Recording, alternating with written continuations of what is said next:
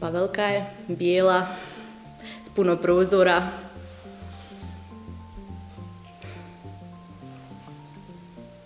Prostrana.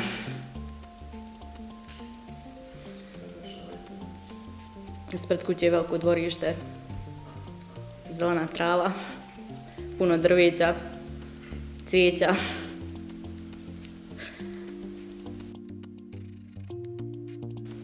Ima puno ptica, djeca trče ispred kuće,